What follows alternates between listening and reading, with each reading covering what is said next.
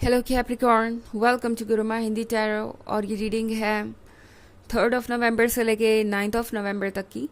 तो चलिए देखते हैं आपके लिए क्या मैसेजेस है इस वीक में और आप क्या एक्सपेक्ट कर सकते हैं अपनी लव लाइफ में। Messages for Capricorn, excuse me.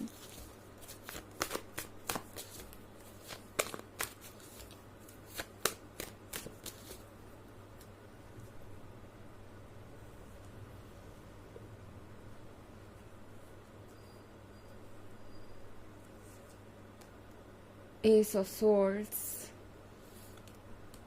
Knight of Cups, Ten of Swords, High Priestess, and the Magician. Okay. तो नाइट ऑफ कप्स शफलिंग करते समय भी ऊपर आया था ये कार्ड, मगर मैंने उसे वापस शफलिंग के दौरान ढाल दिया था कार्ड्स के डेक में एंड फिर से ये कार्ड यहाँ पे है। तो ये एक बहुत स्ट्रॉन्ग मैसेज है कि कोई आपके पास वापस आना चाहता है, स्पेशली एस ऑफ सोर्ड्स के बाद। ये पर्सन बहुत दिनों से साइलेंट है। ये पर्सन वो है जो अपनी फीलिंग्स आपसे बिल्कुल भी नहीं एक्सप्रेस कर रहा था। हो सकता है आप दोनों सेपरेशन में हो और कोई बात बिल्कुल भी ना हो रही हो आप दोनों के बीच, एंड आप सोच रहे हैं कि पता नहीं ये पर्सन क्या सोच रहा होगा, क्या वो कभी वापस आएंगे या नहीं आएंगे। हो सकता है ये वो पर्सन हो जिसने आपसे कहा हो कि वो आप कभी इस रिलेशनशिप को कंटिन्यू नहीं करेंगे बिकॉज यहाँ पे कोई पॉसिबिलिटी ही नहीं है कि ये रिलेशनशिप वर्क करे। बहुत सारे ऑब्स्टेकल्स है और उन ऑब्स्टेकल्स को रिमूव नहीं किया जा सकता। ये पर्सन बहुत क्लियर हो सकता है अपने वर्ड्स में एंड उन्होंने हो सकता है आपको ये बिलीव करवा दिया हो कि ये रिलेशनशिप अब कभी वर्क नहीं करेगा। बिल्कुल साइलेंट भी हो सकते हैं।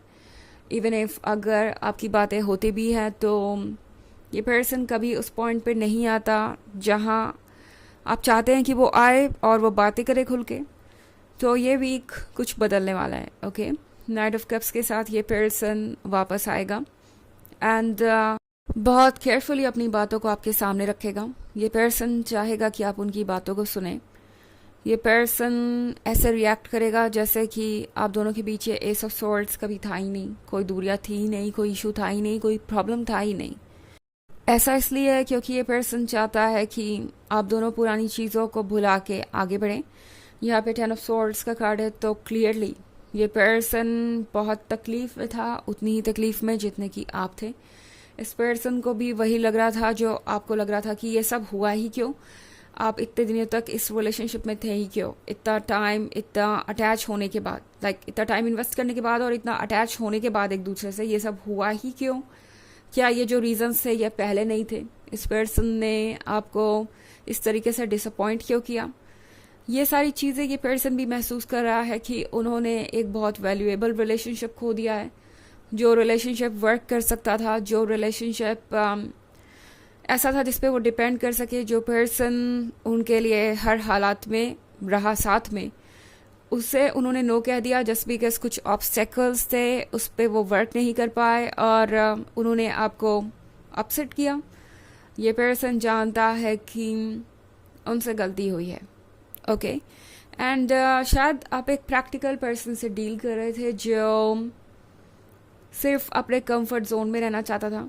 अब अगर आप इसी कार्ड को देखें तो ये एक्चुअली एक फिश है, ओके, जो समंदर में रहने की हैबिचुअल है और समंदर से बाहर नहीं आना चाहती थी, अपने ही वर्ल्ड में रहना चाहती थी। बट कह सकते हैं कि अब इस फिश को पता चल गया है कि अगर उसे आपका प्यार चाहिए तो उसे अपने हालातों को बदलना होगा, उसे कुछ ना कुछ तो चेंज करना ही होगा। एंड इधर इस फिश ने ये वॉरियर का आर्मर पहन लिया है। मतलब ये फिश अब लड़ने के लिए तैयार है, अपने फ्रेंड के लिए, अपने लवर के लिए। और ये जो कप है ना, ये वाटर का साइन है, इमोशंस का साइन है। तो ये पर्सन अब अपने इमोशंस को इम्पोर्टेंस दे रहा है और इन्होंने ये सोच लिया है कि वो आगे बढ़ेंगे एंड जितने ऑब्स्टेकल्स हैं उन्हें रिमूव करने की कोशिश करेंगे। इस रिलेशनशिप को यूं ही नहीं छोड़ेंगे बिकॉज मजिशियन के साथ अब इस पर्सन को ये बिलीव होने लगा है कि उनके अंदर चेंजेस लाने की स्ट्रेंथ है, चेंजेस लाने की कैपेबिलिटी है। एंड ये पर्सन अब थोड़ा रिस्पॉन्सिबल हो गया है और मजिशियन के साथ जो चाहे वो मैनिफेस्ट कर सकता है। ये पर्सन ये सोच रहा है कि चीज़ें कैसे आगे चेंज होंगी।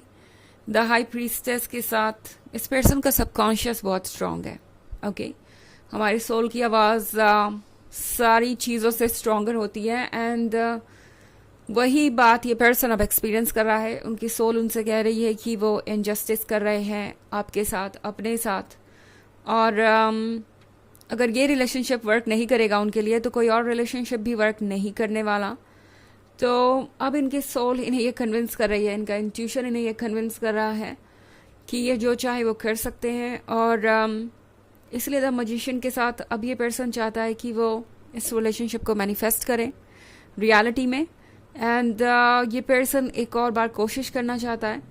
ये पर्सन इस वीक में इसीलिए वापस आएगा आपके पास। ओके हालांकि ये एक जनरल रीडिंग है तो ये सबसे रेजोनेट नहीं करेगी। एनर्जी रिवर्स हो सकती है अगर आप क्रॉस वॉचर हैं। इसके अलावा अगर आप पिछले वीक की रीडिंग या ईयरली रीडिंग देखना चाहें 2023 के फर्स्ट क्वार्टर, सेकेंड क्वार्टर और फोर्थ क्वार्टर की, तो उसका लिंक आपको डिस्क्रिप्शन बॉक्स में मिल जाएगा हमेशा की तरह। चलिए आगे बढ़ते हैं और देखते हैं और क्या मैसेजेस हैं आपके लिए कैप्रिकॉर्न।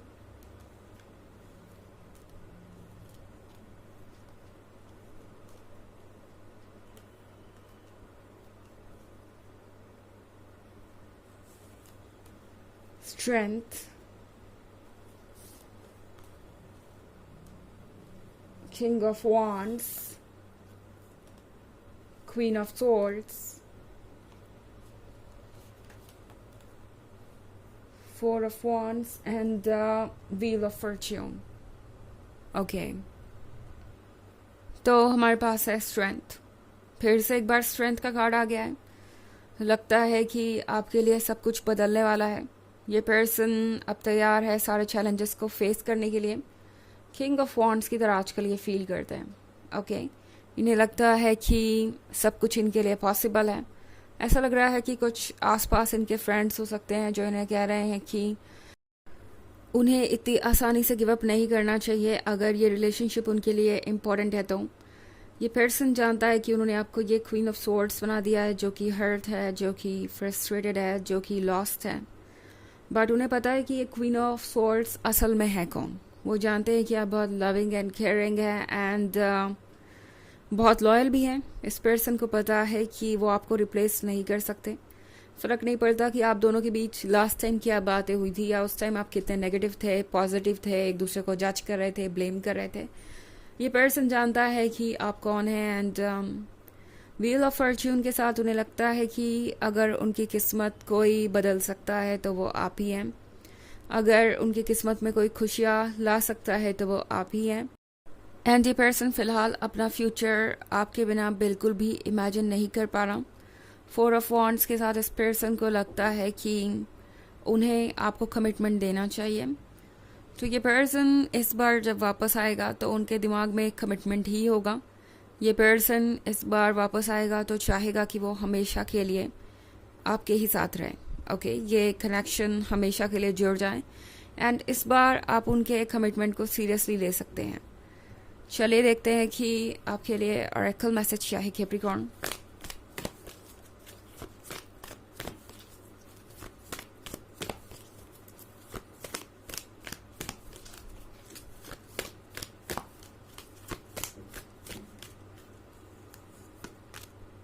Kalima, facing fear.